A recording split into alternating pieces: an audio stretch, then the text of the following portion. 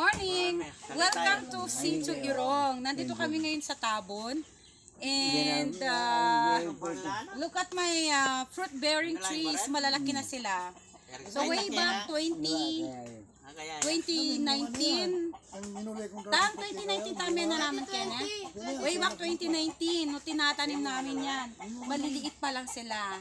And look at them, malalaki na. So it's been 2019, 2020, 2022, 2023. Tamo na 3 years talaga. 3 years. Ayan, after 3 years, ganito na sila kalaki. At may mga bunga na rin. Tara, dito tayo sa loob. So ayan po, malalaki na yung aking mga bayabas. Yan. At may mga bunga na rin, syempre. O, tikman nga natin yung bunga niya. O, pwede ito pambulang lang. Mahilig kayo sa bulang lang, sa Pampangan. O, wala nang hugas-hugas, malinis to kasi wala naman masyadong ano dito, pollution. Hop.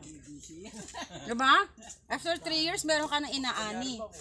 So, meron tayong mga bayabas dito, mga bayabas natin. Oh, papasok tayo dito. Halos yung mga malalaki bayabas. Meron din tayo dito mga atis, malalaki na sila. Wow! Ayan po yung mga atis namin. Nakakatuwa kasi noon, nagbubungkal-bungkal lang din ako dito noon. Bungkal-bungkal lang. Tapos tanim-tanim, o ito. Naparami na namin at napalaki. Kaming dalawa ni Tito Bong ang nagtanim dito. Pero mas marami siyang tinanim sa akin kasi siya yung nagbabantay. Ito naman yung ano, malalaki na rin yung aming mga langka. Ito naman yung mga langka ito. Yan, langka. Oh. Ito dati na ito. Meron tayong asoy. Dati na ito. So halos ang tumamit dito na parami, langka, atis at saka bayabas. So, ayan, na naman.